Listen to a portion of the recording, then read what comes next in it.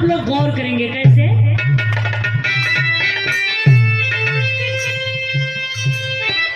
कि फिजिकल में feet hit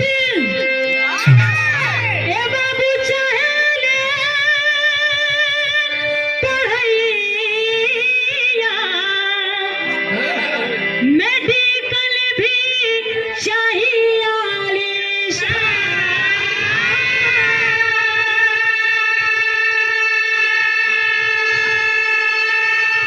Shaheena चरित्र ऊपर ललकी सियहिया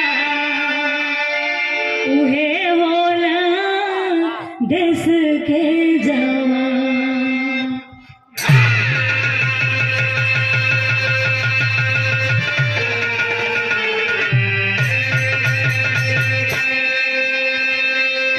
कि बिन पूछे से उनकर से नुरावा ए बाबू दे देला देसावा के दान।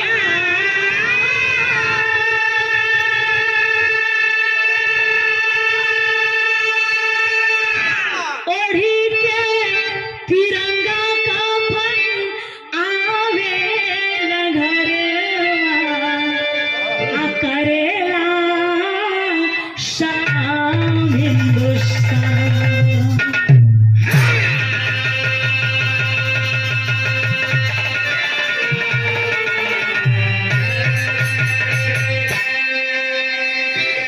भैया एक फौजी की गरिमा क्या हुआ करती है जरा आप लोग गौर करेंगे कि बिखरकर शौर्य की खुशबू बिखरकर शौर्य की खुशबू चमन को चूम लेती है।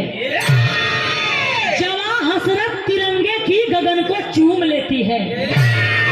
सिपाही जब निकलता है वतन पर जान देने को अरे सिपाही जब निकलता है वतन पर जान देने को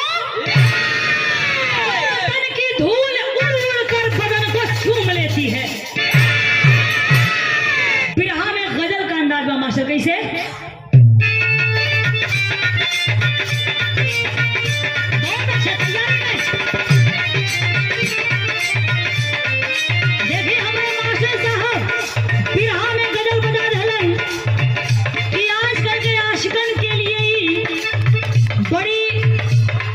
शिक्षाप्रद बात बा आजकल का कैसा आशिक होगा। एक कहावत बा कि आजकल के लड़के भी कमाल करते हैं, किसी को दिल में रखते हैं और किसी पे मरते हैं। तो आजकल के आशिकों के लिए कहना है कि कैसे बेशर्म आशिक है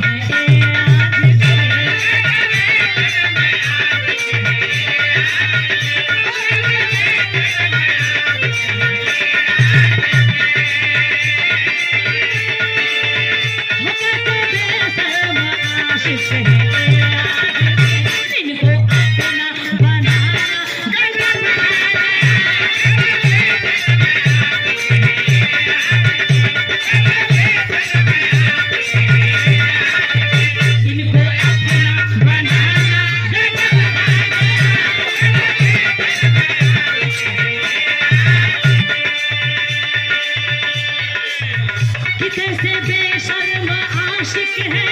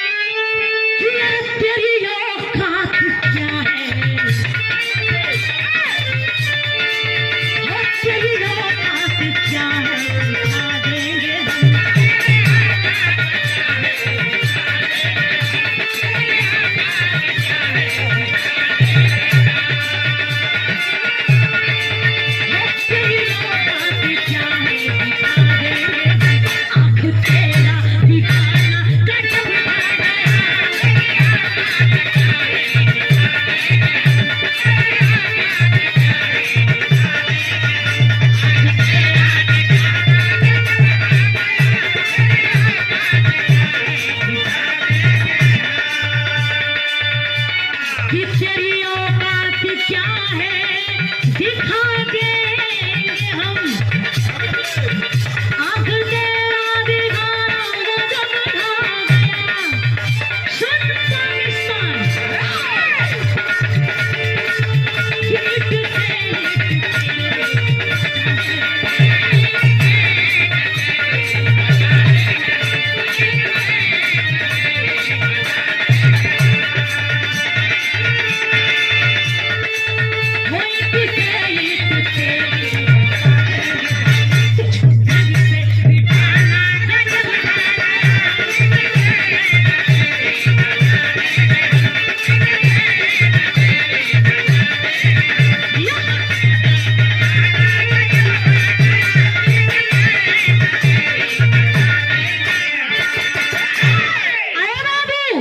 इस गीत के माध्यम से पाकिस्तान वालों के लिए कवि जी ने चेतावनी भरे लहजे में लिखा है कि ऐ गद्दार पाकिस्तान, कश्मीर का राग अपना छोड़ दे, क्योंकि कश्मीर भारत के जिगर का टुकड़ा है और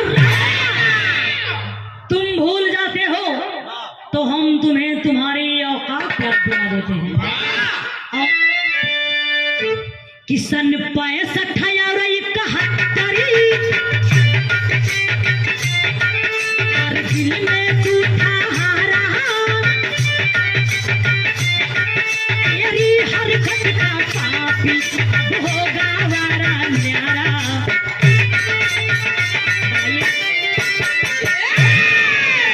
उत्तर प्रदेश बांदा में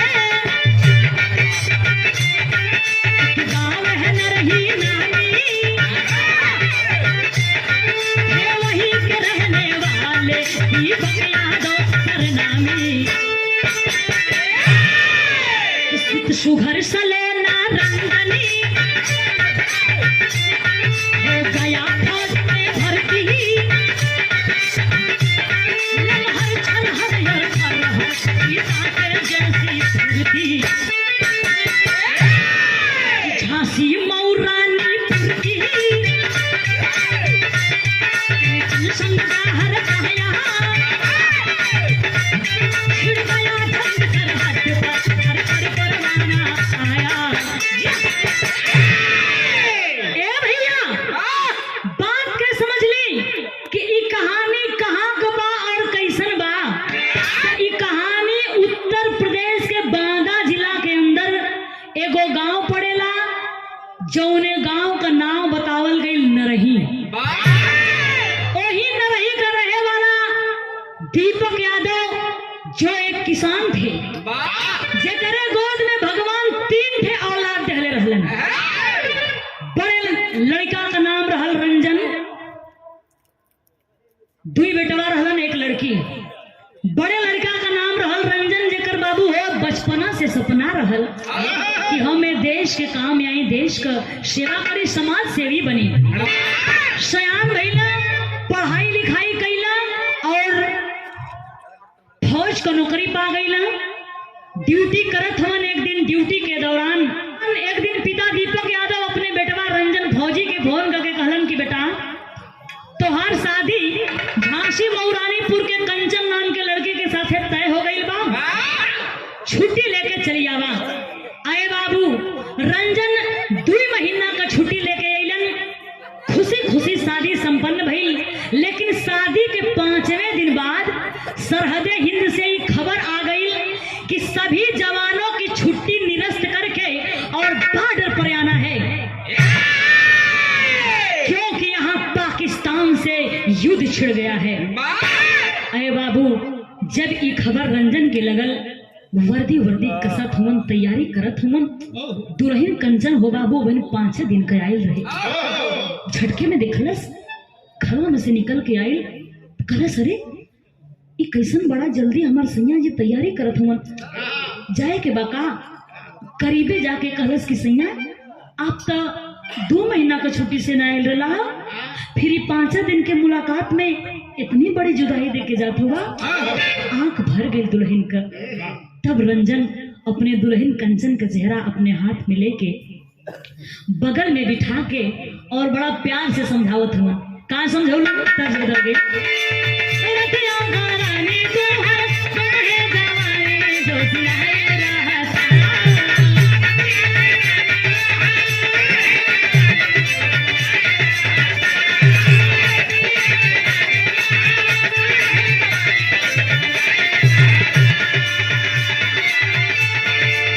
रतिया का रानी तू हर काहे जवानी जो सिलाए रहता। तुम्हारा रूप है बरदास कैसे करिए बलाम होती मानला।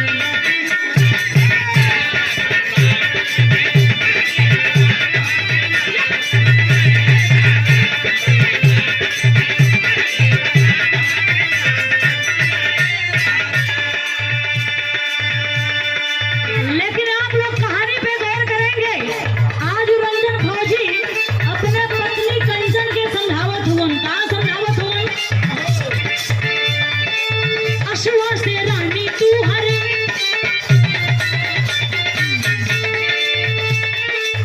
अशुआ से रानी तू हर काहे के आँख बदलाई रहता।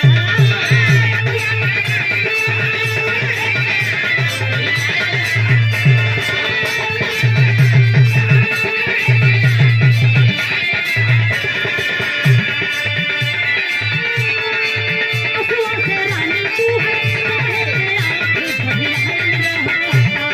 अभी कंचन कहत बा खुशहाल कैसे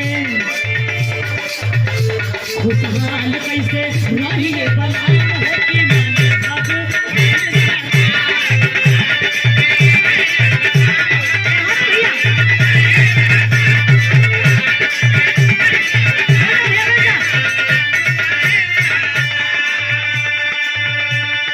अरे भैया रंजन समझावत हुवन। का कहलन।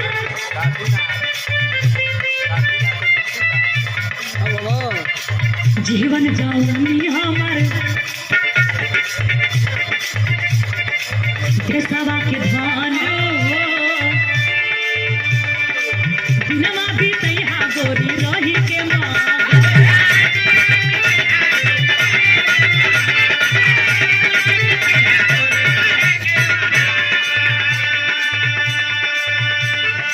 सेनुरा तुहार हरदम सेनुरा तुहार हरदम कहले के जान दियाए रहता।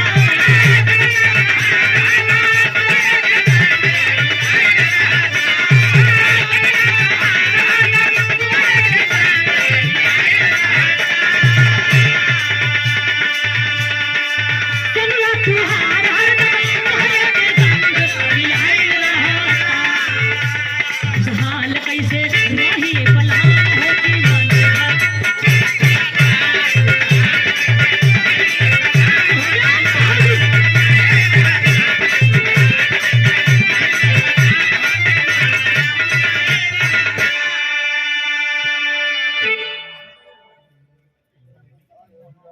और ये देखें ये युवा कमेटी सदस्य संत शिरोमणि बाबा रविदास जी की जयंती को हर साल बड़े हर्षोल्लास से मनाते हैं। कमेटी के पूरे सदस्य भाइयों को मैं बार बार सादर जय भीम नमो बुद्धाय करती हूँ। आपकी तरफ से ये 201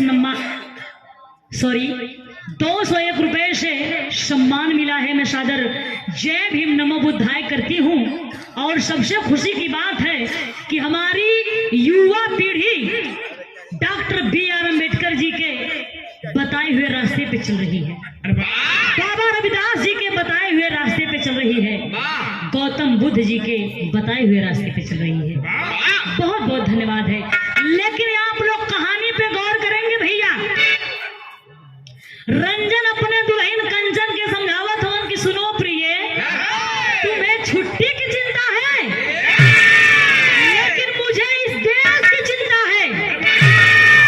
अरे जहिया वर्दी या टोपी पहिरा के कसम खियावल जाला ना, वही दिन ई जान ई जवानी ए देश के नाम लिखा जाला।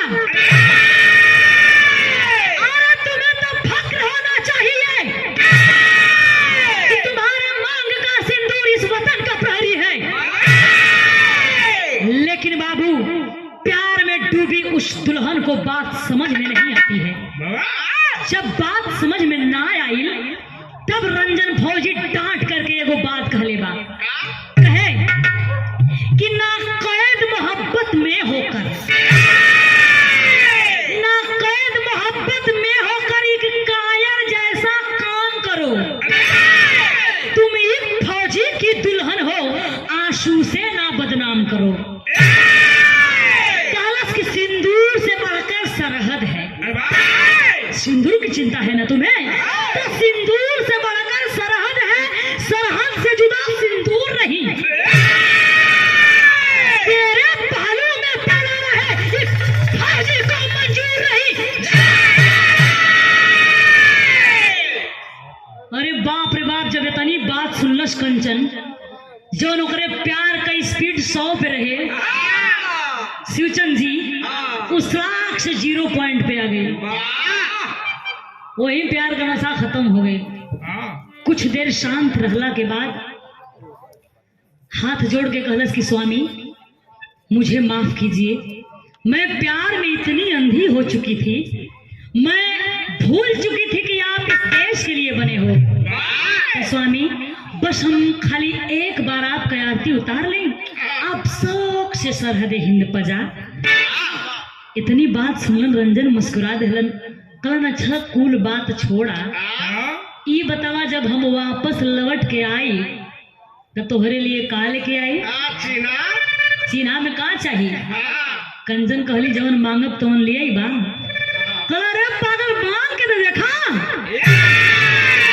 तब देखिए एक फौजी के दिल के, एक फौजी के पत्नी के दिल के उद्गार को क्या मांगती है।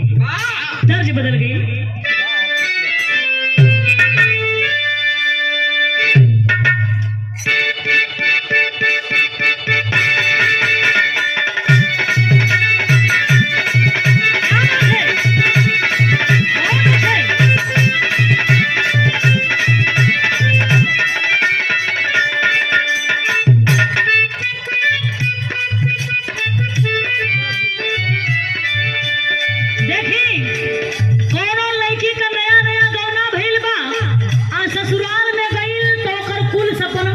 चूर हो गई। अब एक हम खोल के ना हम माता बहन लोग बैठल बानी, मोटहे में लोगन समझ ली है। तब उन लड़की अपन दुख कहत बा, का कहे कि यार पहली पायल तुरला दूसरी रात वाली हो, लेके गईला है हर एकदम पहली रात पायल तुरला दूसरी रात वाली हो।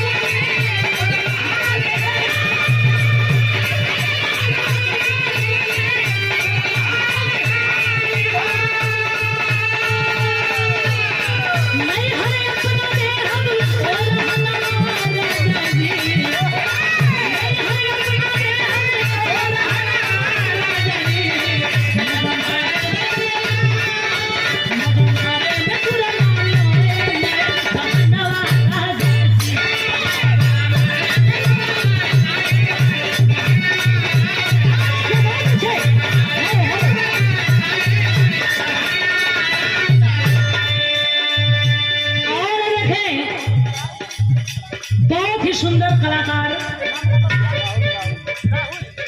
राहुल जी, आपकी तरफ से बहुत सम्मान मिला। आप लोगों के आशीर्वाद से कहीं कहीं हम म्यूजिकल स्टेज भी कवर कर लेला। तो ये लड़का हमारे भोजपुरी गीत पर कबो कबो कमर भी हिला दिले। क्या बात है। खेसारी पवन यानी जितने भी सुपरस्टार कलाकार हैं सबके साथ आप, सबके गाने पे आप डांस कर चुके हैं। ये कलाकारी है। समर सिंह के भी भैया राहुल जी की तरफ से बहुत बहुत सम्मान मिला। प्रणाम बा। और ये देखें दूसरी बार सम्मान मिला है आदरणीय मास्टर साहब नीरज मास्टर साहब के पिताजी की तरफ से इस भाव पे मिला है 51 रुपए से आशीर्वाद चरणों में सादर जय भीम नमो बुद्धाय। और आदरणीय राम नवल भारती जी आपकी तरफ से इस भाव पे 51 रुपए से सम्मान मिला है सादर जय भीम नमो बुद्धाय। ये तो दर्ज रहे लेकिन आप लोग गौर करेंगे तो मन बना के बिरहा के सुनी कि एक फौजी की पत्नी के दिल के उद्गार को आखिर अपने फौजी पति से क्या मांग सकती है। गौर करने वाली बात है क्या।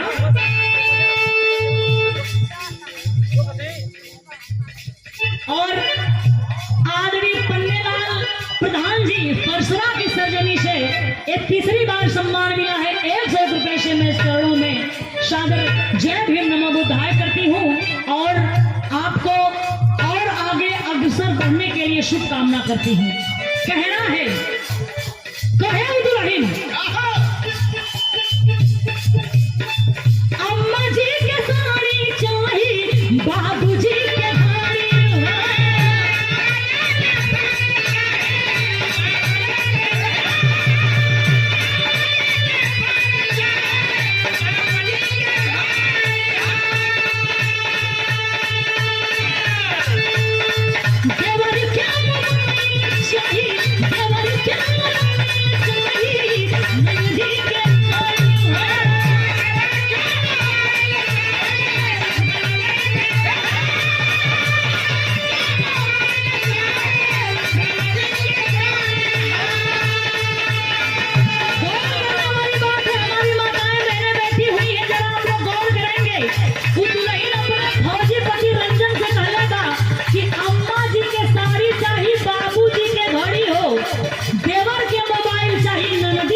हो लेकिन अपने खातिर का मंगले बा हमरा खातिर करेबा निहोरा राजा जी हमरा खातिर करेबा निहोरा राजा जी सिंध भरल ले सिंध भरल ले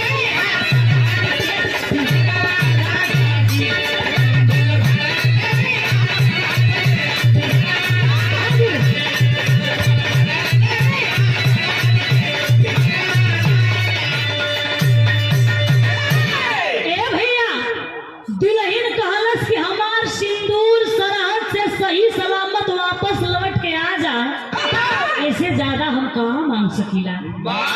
रंजन मुस्कुरा दहलन कलन बड़ा अनमोल तोहफा मंगलू। और भैया हो हमारे देश का जाबाज सिपाही रंजन फौजी अपने परिवार से नात रिश्तेदार से जब विदा होकर विदा लेकर सरहद पे पहुंचा है तो हुआ क्या लगल ही वही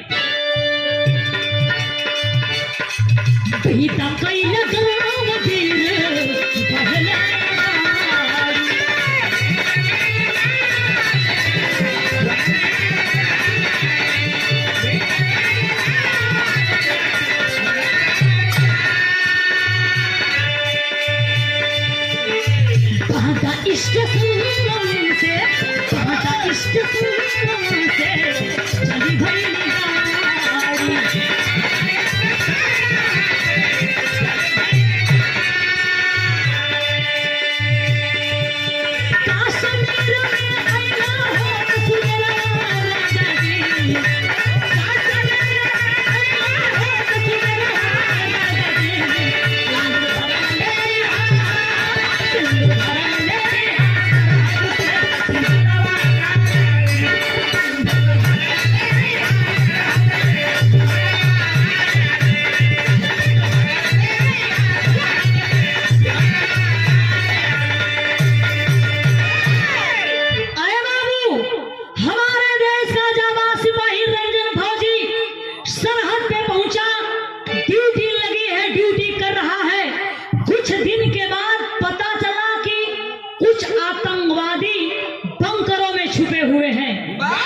खुफिया विभाग से पता चला कि कुछ आतंकवादी बंकरों में छुपे हुए हैं।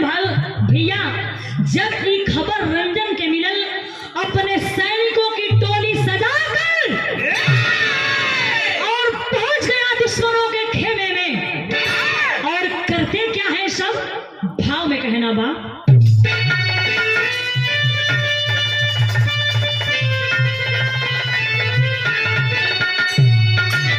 कि अरे बम से उड़ाया दिया और हर बंकरी को नाहरे, और बम से उड़ाया दिया हर बंकरी को नाहरे, लेके जवानन की टोली हो, लेके जवानन की टोली हो, तो छूटे लागल दाना दाना गोली हो, छूटे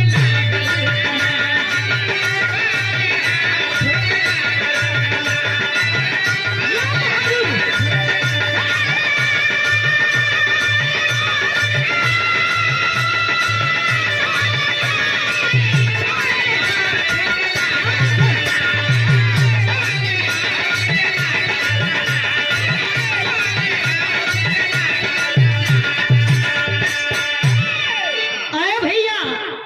भारतीय जवान सब दुश्मनों के अड्डे को ध्वस्त करके नष्ट करके जब वापस आते हैं तो देखते क्या है, यहाँ आप लोग सोचेंगे और गौर करने वाली बात है कि अरे वापस जवान आइले, रंजन आइले, अब भइल शहीद सब लोग घबराए,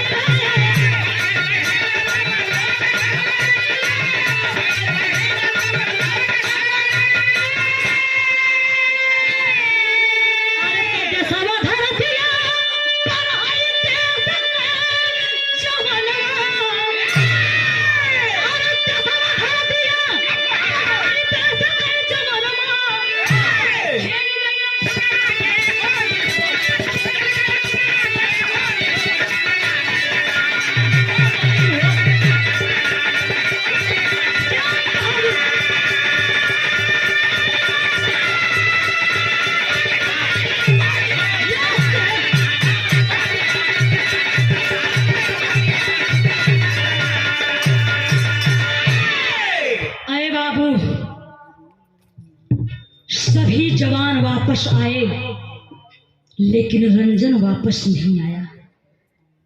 रंजन के साथी सब रंजन को खोज कर थक गए लेकिन रंजन नहीं मिला। हार मानकर भारत सरकार रंजन की पुरानी वर्दी और टोपी बाबू उसके घर भिजवा देती है। जब रंजन का परिवार बाबू ये मार्मिक खबर के सुनलस, वर्दी और टोपी के देखलस, छाती पीट पीट के लोग रोत हैं।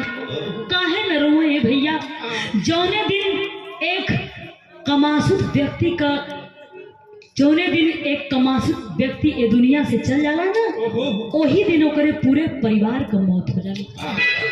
लोग बतावेलन कि ये दुनिया का सबसे बड़ा बोझ होला एगो गरीब बाप का, एगो बेटी का।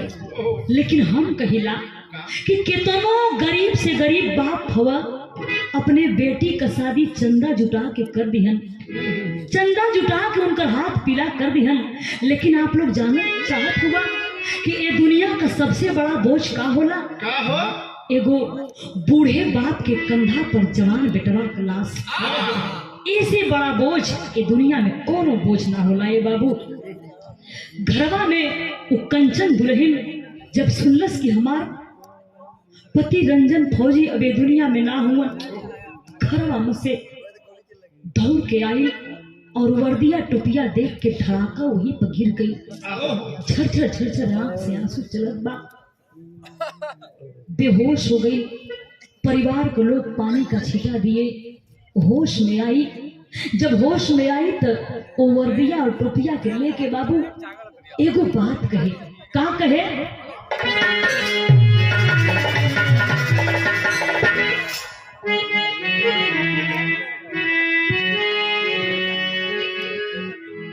कह के हमरे सैया हमरे सैया हम लगा के गैला कहानी डाढ़ हमरे सैया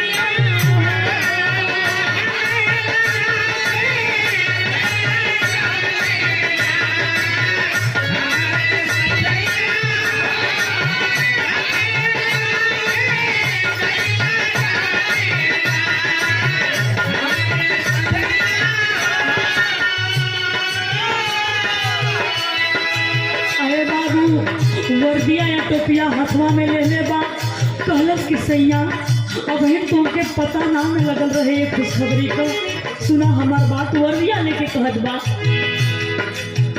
पेट के अंदर पलक बा हमरे सुनीला प्यार तो पैदा हुई जब हमसे पूछी पापा का हमार के हमरे सैया हमरे सैया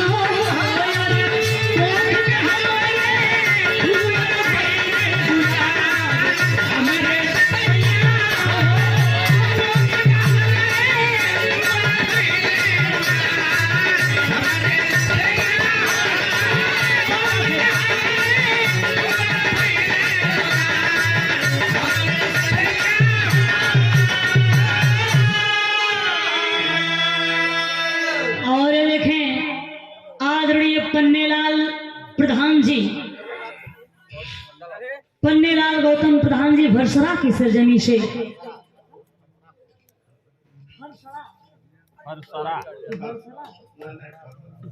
भरसरा की सरजमी से भाई थो या बहुत है साफ ना सुना तो कहीं कहीं 100 रुपए से सम्मान मिला है प्रधान जी की तरफ से।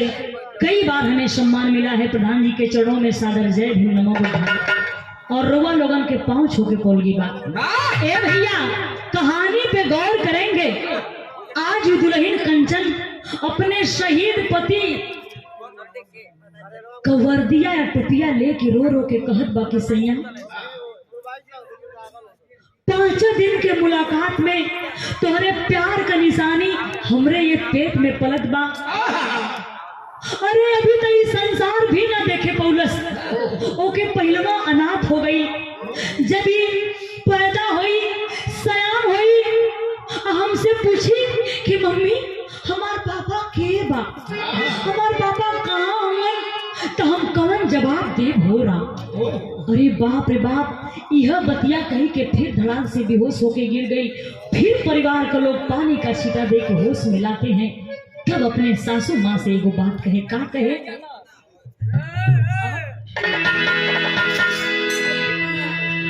ए भैया शांति बना ली पिछवा खाना बहुत स्वादिष्ट रहा है।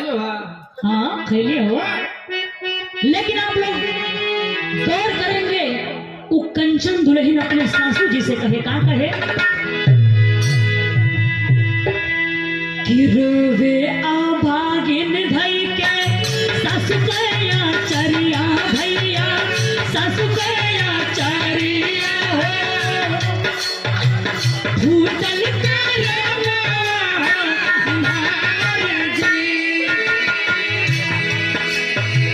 जिंदगी दीवान भैली मेरे से नूरवा पाई मेरे से नूरवा हो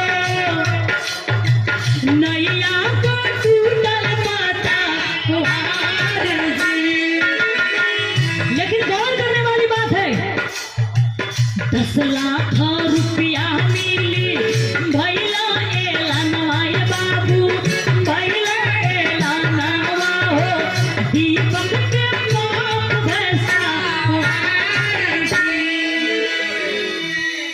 अरे भैया भारत सरकार ने घोषणा कर दिया कि शहीद रंजन के परिवार को आर्थिक मदद के लिए 10 लाख रुपया दिया जाएगा। जब ये खबर रंजन शहीद रंजन के पिता दीपक यादव के लगल तो उनके अंदर वो पैसा के लेके लालच समा गई। सोचत हुन कि अगर ये 10 लाख रुपया हमारे पतोहिया के हाथ में चल जाई तो पूरा पैसा लेके फरार हो जाई। तो देखत है कि बेटा वो हाथ से गई आई रुपया हाथ से चल जाए। सोचलन के लिए वह यही के रास्ते से हटा दे पतोहिया के रास्ते से हटा दे नहीं रही और नहीं पैसा लेके देखिए पैसे के लालच में वो ससुर दीपक यादव करते क्या है तेरी में भाव लगल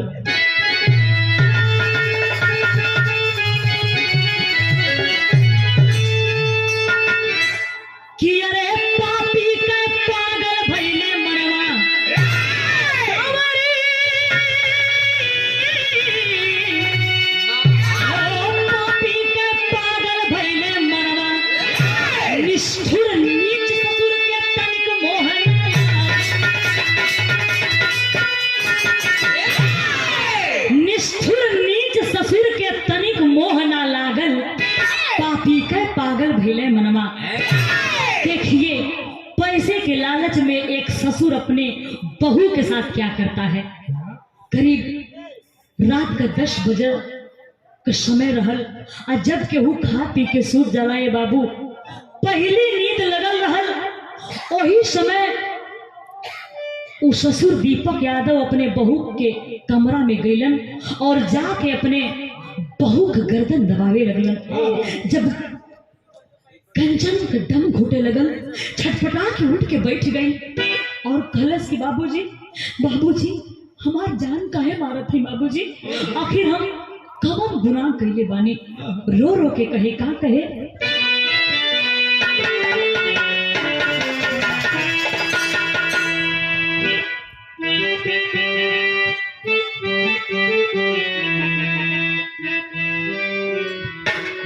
कहा कि अरे जिंदा जिंदा बामरी मौरिया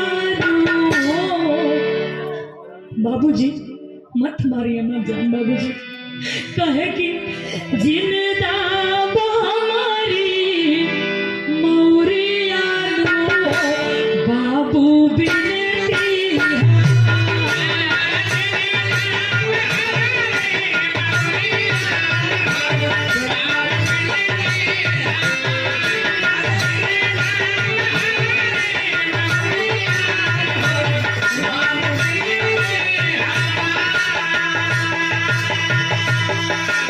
हमारा कैसा ही नहीं अनाधार सोना।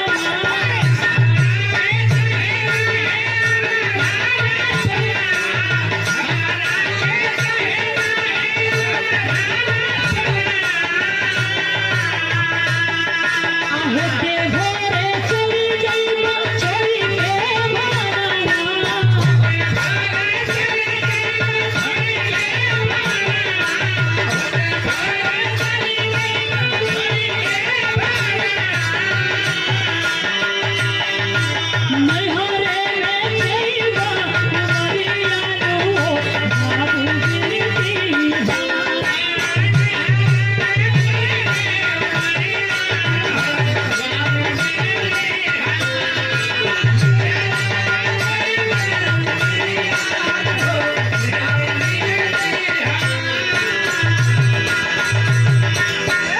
आए बाबू, कंचन हाथ जोड़ के विनती करत बा, रोवत बा कि बाबूजी हमार जान मत मारी बाबूजी, हमके रुपया पैसा धन दौलत ना चाहिए। ए भैया सेट कर बढ़िया से। हेलो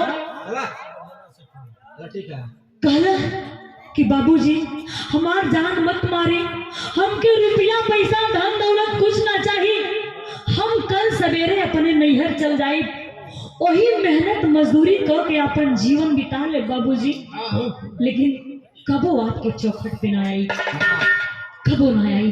लेकिन बाहरे दौलत का लोभी ससुर दीपक यादव करता क्या है, पहपट में भाव लगल।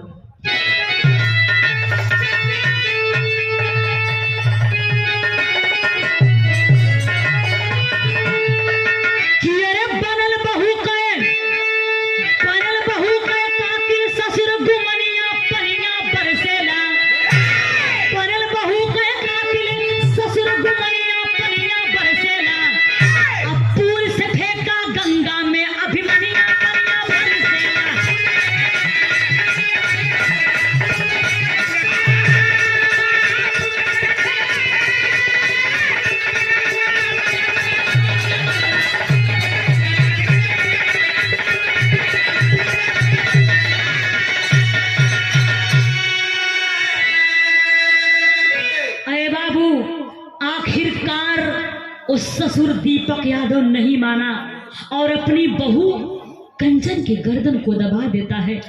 कंचन बेचारी बेहोश हो जाती है। बेहोशी हालत में ही उसे मृत समझकर परिवार का और सदस्य मिल के बाबू ले जाकर नदी में पुल के नीचे फेंक देते हैं। यहाँ की बात यही छोड़े, ये घटना बीतत बीतत कितना समय बीत गई? 20 साल का समय बीत गई। 20 साल के बाद भइल का कि 20 साल के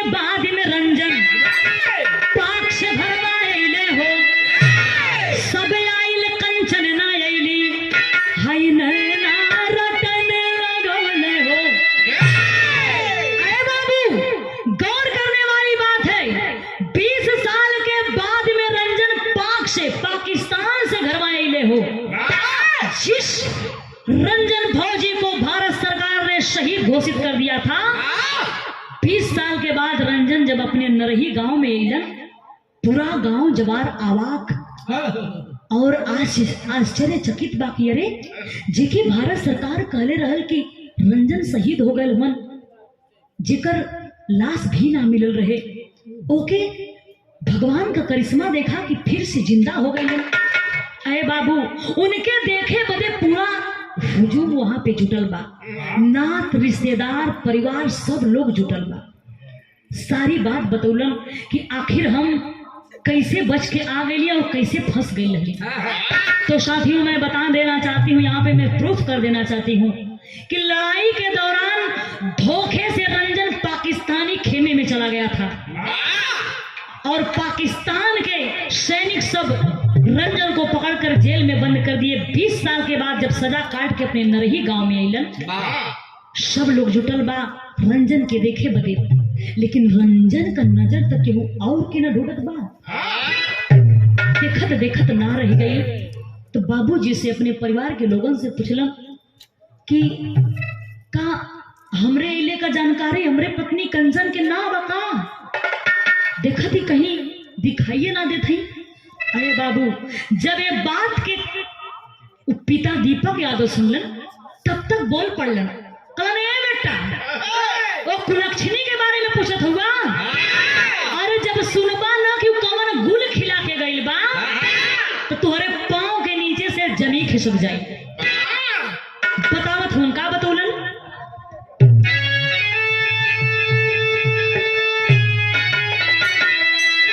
कि अरे मौत का तुहरे पांव के खबर पपिनिया पनिया बरसेला।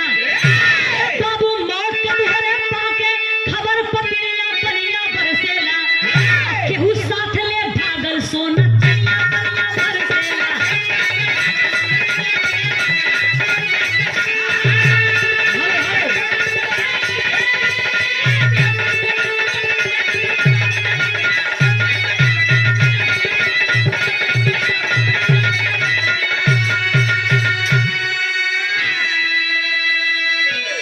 वाह रे निर्दयी बाप, अपन पाप छुपावे बदे अपने खून के साथ गद्दारी कर गई।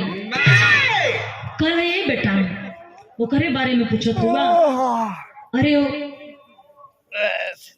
जहिया तुहरे मौत का खबर आई न, ओके कौनो गम ना रहे, चलो जागल हो, तेरा ही तक कभी इंतजार ना कैले। आ जितना रुपया पैसा रह कुल लेके कौनो अपने पुराने आशिक के साथ फरार हो गए। अरे बाप रे बाप, जब इतनी बतिया रंजन सुनलन हो बाबू, सच में लगल कि उनके पांव के नीचे से जमी खिसक जाई। सोचत हम कि वाह रे जमाना, वाह रे जमाने के लोग, केहू के करो कैसे भरोसा करे, केहू लोग के भरोसा के लायक नहीं। लेकिन बाबू हो, यहाँ रंजन अपने सोच के दर्शावत हवन कि एक ठे उहो पत्नी रहली। कौन पत्नी?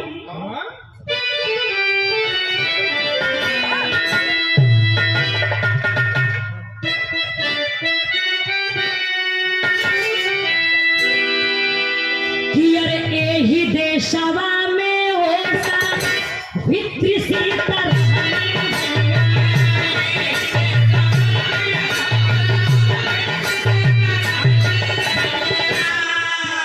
कि धर्म के पता हो गई जग में बाहर,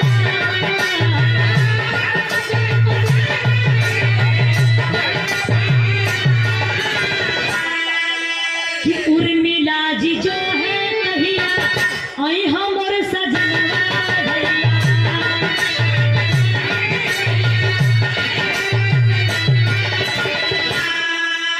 कि अरे 14 साल थान में रातिया सजना,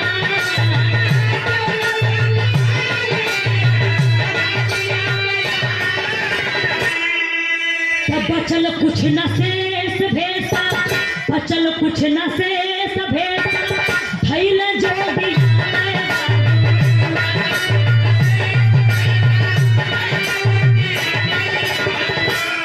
अरे भिक्षा मांगी रहल जी, निगिया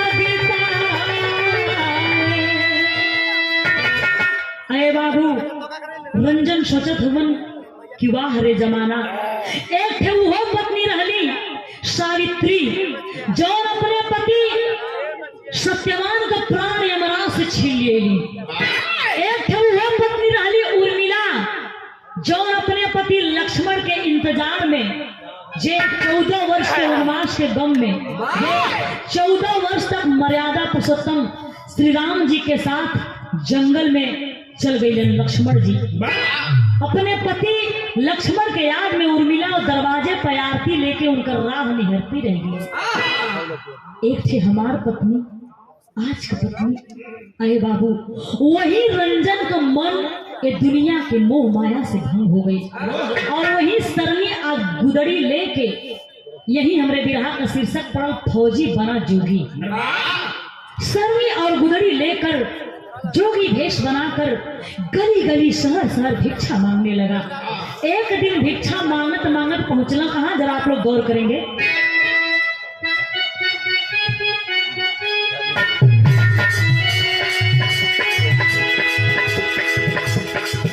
अरे घूमत घूमत आइया तारे हाथ धरा में नाला,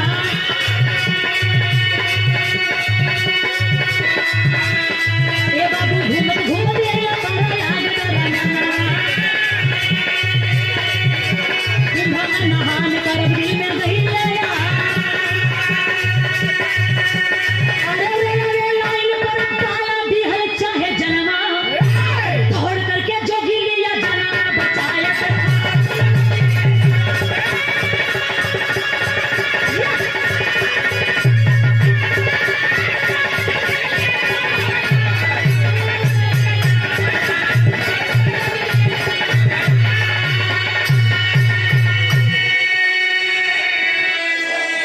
अरे बाबू 2019 का मेला प्रयागराज में लगा था। रंजन का मन वही करे दुनिया के मोह माया से भंग हो गई बा। सोचलन चली सरनी गुदड़ी ले ले हम, सोचलन चली स्नान भी कर ले कुंभ का और दर्शन भी हो जाई। यह कही के चलना और रेल के जो स्टेशन रहे वहां चल जात हम, तब तक उनकर नजर पड़ल कि एक सयान लड़की रेल की पटरी पर बीचों बीच खड़ी है। एकदम गौर करने वाली बात है बाबू, रेल की पटरी पर बीचों बीच खड़ी है, सामने से ट्रेन आ रही है। तब तक बाबू रंजन का नजर पड़ा और रंजन के अंदर फौजी भाव में जा गई। सरनी और गुदड़ी वहीं फेंक के और दौड़ के जाके उस लड़की के बाह को खींच के एक जोरदार चाटा उसके गाल पे मारे। बोला क्या पागल लड़की, ट्रेन आती और तेरे टुकड़े टुकड़े कर देती, क्यों मरना चाहती है? इतनी सस्ती जान हो गई है तेरी, क्यों मरना चाहती है? अरे बाबू वो लड़की मर रहे की रौब में बाप कलश की बाबा छोड़ दो बाबा, मैं नहीं जीना चाहती इस दर्द भरी दुनिया में। झकझोर के कहन की बेटी क्या बात है, क्यों मरना चाहती हो? वो लड़की रो रो के बताने लगल कि बाबा जानल चाहत हुआ कि हम अपन जान काहे देते हैं, तो हमके होश तो ना बाए बाबा, लेकिन हमार मम्मी बतावे ली कि जब हम उनके पेट में रहली, हमार पापा एगो फौज का जवान रहन जेकर नाम रहल रंजन, जेकर सरहद पर ड्यूटी लगल रहल। लड़ाई के दौरान जो शहीद हो गईलन उनकर लड़सियों ना मिलल बाबा। भारत सरकार आर्थिक मदद के लिए 10 लाख रुपया का ऐलान कैलस, लेकिन हमारे दादाजी नरही गांव का रहे वाला जेकर नाम रहल दीपक यादव, और 10 लाख रुपया के लालच में आके न बाबा का केलन हमरे मम्मी का गला दबा के और नदी में पुल के नीचे फेंक देलन। लेकिन भगवान का करिश्मा देखा बाबा, वही नदिया में कुछ मल्लाह मछली मारत रहलन और हमरे मम्मी के बचा लेलन, हॉस्पिटल लेके गईलन, दवा इलाज भइल, मम्मी हमार ठीक भइल और मल्लाह बेचारे सबका कैलन। कहन की बहन हमरे यही गांव में ही झोपड़पट्टी डाल देते, यही अपन जिंदगी बितावा। हमार मम्मी वही जिंदगी बितावे लगली बाबा। धीरे धीरे समय भइल, हम पैदा भैली, सयान भैली, शादी करे लायक भैली, शादी तय भी हो गई, बारात दरवाजे पर भी आई बाबा, लेकिन ई कही के लौटा दिया गई ना बाबा कि हम केहू का ना जाए जवा दे बाबा। हमरे कोख में केहू का बेटा, सॉरी, हमरे मांग में केहू का बेटवा सिंदूर ना डाल सकत। तो बतावा ना बाबा, कवन मुंह लेके दुनिया में जी। अरे बाप रे बाप, जब इतनी बतिया रंजन सुनलन आवाक सोचत हमन इतनी बड़ी गद्दारी अपने खून के साथ, आंख से आंसू झरझर झरझर उनके चलत बा, आंसू के पोछ के कलम के। अच्छा बेटी एक बात बताओ, कहीं कहीं तुम्हारी मम्मी का नाम कंचन तो नहीं? वो लड़की कलश की, हाँ बाबा हाँ, हमारे ऐसा भागे कि मम्मी का नाम कंचन है बा, लेकिन आपके कैसे पता बा? तब रंजन जोगी बताने लगा कि जानना चाहती हो बेटी कि मुझे तुम्हारी मम्मी का नाम कैसे पता है?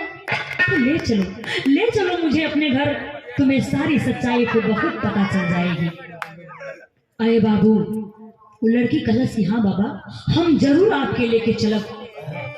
घर लिया के गई, घर का रहे बाबू, वह झोपड़पट्टी रहे, वही झोपड़पट्टी में एक चारपाई पड़ल बा, वही जोगी बाबा के बिठा के कटोरी में कुछ मीठा व भेली और एक गिलासी पानी दे के कलश की, बाबा बैठा, अब्बा हम अपने मम्मी के खोज के आवत हई, कहे से कि हमार मम्मी केहू के घर में चूल्हा चौका करत हुई है। देखिए वो दोनों मतारी बिटिया के यह जीविका रह, केहू के घर में माई चूल्हा चौका करके आवा तो उनके घर का चूल्हा जरा, तब उनके 2 वक्त का रोटी नसीब होगा। वो लड़की कलश के, बाबा बैठा, अब्बा हम मम्मी के खोज के आवत हई। उधर लड़की गई मम्मी के खोजे की, देखिए आज केकरा घर में काम करत हई। इधर रंजन सरनी ले ले हुमन, गुदड़ी ले ले हुमन और सरनी टेरत हुमन, और वो समय का बात याद करत हुमन कि जब हम एक फौजी रहली और हमार ड्यूटी जब सरहद पे लगल, हम जब ड्यूटी पे जाए लगली तो हमार दुल्हन कंचन हमसे कहा मांगले रहली। एकदम गौर करने वाली बात है, कहा मांगले रही, घर मांगले रहे।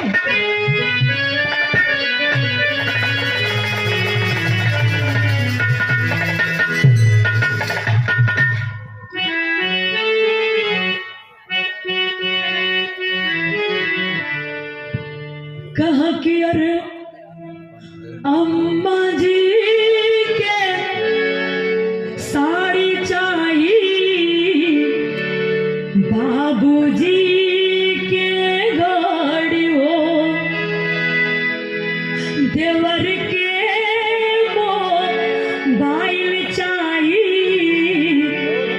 ननदी के गाड़ी हो। लेकिन वो पगली अपने खातिर काम मिले रहे कि हमरा खातिर इतने बा निहोरवा राजा जी, हमरा खातिर इतने बा निहोरवा राजा जी, सिंदूर भरल ले आ, सिंदूर भरल ले आ, सरहद से सिंदूरवा राजा जी। अरे बाप रे बाप, जब इतनी बतिया थोड़ा दूर में केहू के घर में कंचन काम करता लो बाबू सुनलस, दौड़ के आई कलस। अरे अरे ये बात के दोहरा रहल बा, ये बात के बार बार के रिपीट कर रहल बा। इस हम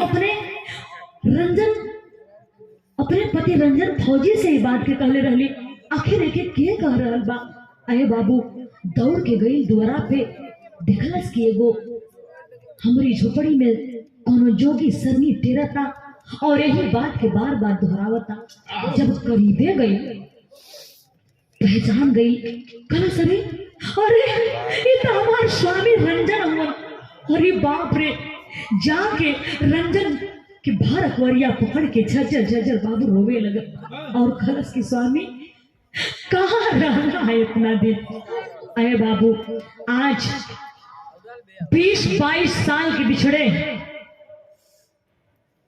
पति पत्नी जब मिले तो इतना रोए कि सारा गम आंसुओं में बह गया। सारी सच्चाई को रंजन बताने लगा कि मैं कैसे पाकिस्तान के खेमे में चला गया और कैसे छूट के आया हूं। और ये देखे, बिरहा के आयोजक आदरणीय नीरज कुमार मास्टर साहब की माता जी जो कि प्राथमिक विद्यालय यादव बस्ती गोठा की प्रधानाचार्य हैं। आदरणीय माता जी प्रधानाचार्य जी के एक कर कमलों द्वारा हमें जो आशीर्वाद प्राप्त हुआ है, मैं चरणों में बार बार नमन सादर जय भीम करती हूँ।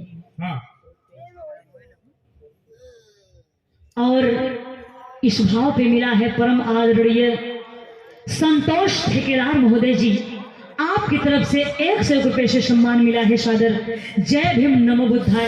हमार बिरहा बस 3 मिनट बा, लेकिन पूरे बिरहा का निचोड़ यही में बा। कल स्वामी कहाँ रहला है इतना दिन, सारी बात के रंजन अपने पत्नी से बतौलन। लोग एक दूसरे के गले लग के झरझर रोवत हुआ। उधर वो लड़की जेकर नाम रिंकी रहल, माई के खोजे गई पैबा ना कैलस, लौट के आई तो देखत बा कि मतारी हमार जोगी से लिपट के रोवत है। जाके कलश की माई देखिला तू जेही से होला वही से अपन दुख रोवेलू। अरे जब विधाता हमने के किस्मत में दुख लिखिए देले हुआ तो जोगी बाबा का हमने का दुख मिटाई। मम्मी मत रोवा, मम्मी मत रोवा। लेकिन वाह रे कंचन, गले से हट के पति के आंखों से आंसुओं को पोंछ के एक तरफ खुशी के आंसू और जो 20 साल का बिछड़ल गम का आंसू, दोनों बहुत बात आंखों से आंसुओं को पोंछ कर कहे कि बेटी ना रे बेटी ना, जेके तू जोगी समझत हो जानल चाहत हो के बा बतावत बा कैसे खड़ी के लाइन में।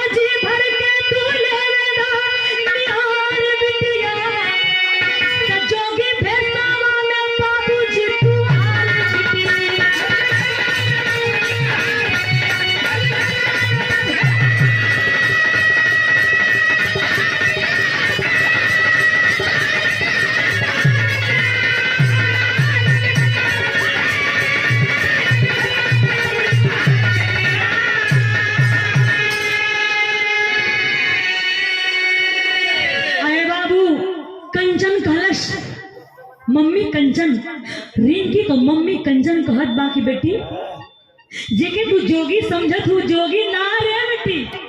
अरे पगली यार तो फौजी पिता रंजन हुआ। अरे बाप रे, जब इतनी बतिया सुनलस जाके वो रिंकी वो लड़की अपने पिता के गले से लग के झझर रोवत बा। तब भइल का पापा पापा कही के रिंकी लगी के रोवे सिनवा और कंचन का भी पैसे लाए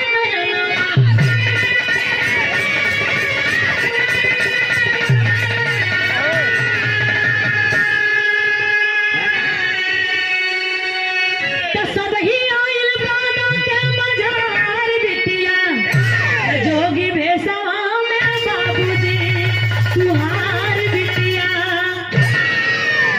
अरे बाबू, आज रंजन अपनी बेटी और अपनी पत्नी को यानी अपने परिवार को पाकर भगवान का लाख लाख धन्यवाद दे रहा है कि भगवान कुंभ नहैले का फल हमें तत्काल मिल गई। तो भैया हो जे सच्चे मन से भक्ति भजन करी ओके ओकर फल मिली। और का कैलन रंजन अपने पत्नी और अपने बेटी के लेके फिर पहुंचलन अपने गांव नरही में। अपने परिवार के सामने जाके उपस्थित भइलन, परिवार के लोग जुटलन। परिवार में बाबूजी मतारी भाई बहन सब वहां मौजूद बा। बाबूजी अपने बेटवा रंजन के देखलन, और जब रंजन के पीछे अपने बहू कंचन के देखलन तो उनके चेहरा पर का हवाइयां उड़ गई। सोचत हमारे एके तो हमने मार दे रही, ये जिंदा कैसे बच गई। तब रंजन अपने बाबूजी के चेहरा के पढ़ लेलन, कारण बाबूजी आप लोग यह सोचत होगा ना कि हमार परिवार जिंदा कैसे बा, तो हम आप लोगों से कौनो शिकवा शिकायत ना करब, लेकिन हाँ हमरे दिल का एगो सवाल बा, खास कर तोहरे लिए बाबूजी, का एकर जवाब दे सकेला? कौन सवाल रहे? कि यार दशरथ जी राम खातिर देहि दिहला जनवा, पैसा बाटे बाबू या परखो दिहला नहीं मनावा।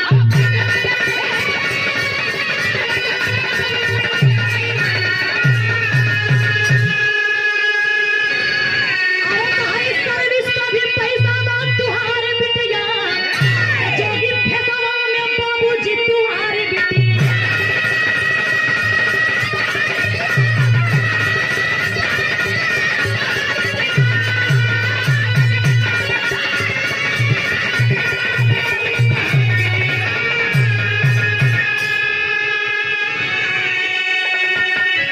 अरे बाबू अपने बाबूजी दीपक यादव से कहलन कि बाबूजी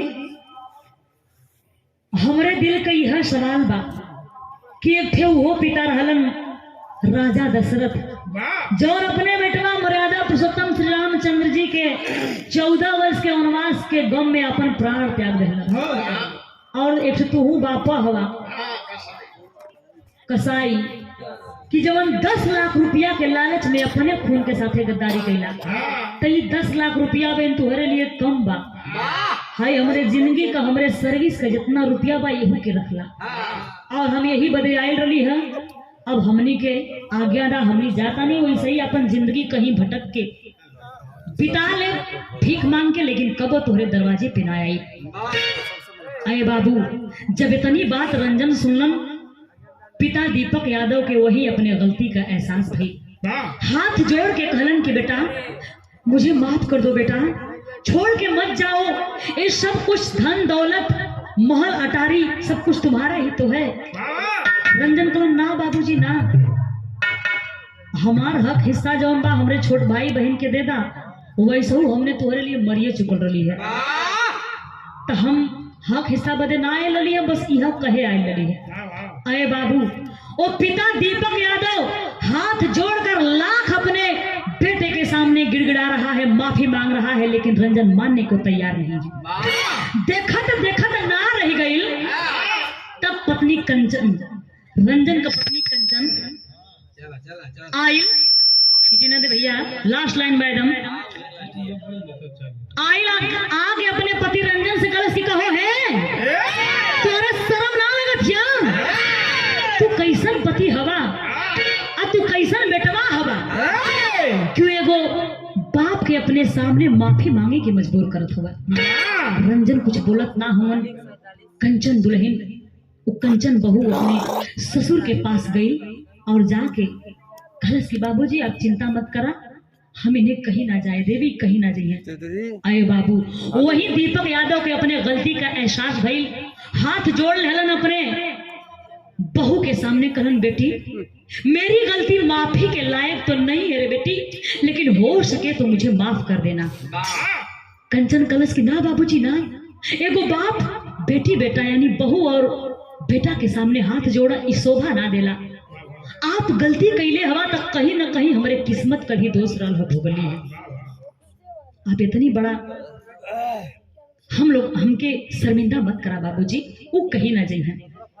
बाहर है वो औरत, जिस औरत को, जिस बहू को उस परिवार के लोग अपने जानत भर में जिंदा ना छोड़लन, आज वही बहू उनकी गलतियों को दरकिनार करके फिर से उस परिवार को एक धागे में मोती की तरह पिरोकर फिर से एक खुशहाल परिवार बनाकर और जिंदगी जी रहे हैं। यही बिरहा विराम लेती है। लास्ट लाइन में कहना बात कि गुरु बिहारी गुरु गणेश हो गया जवान।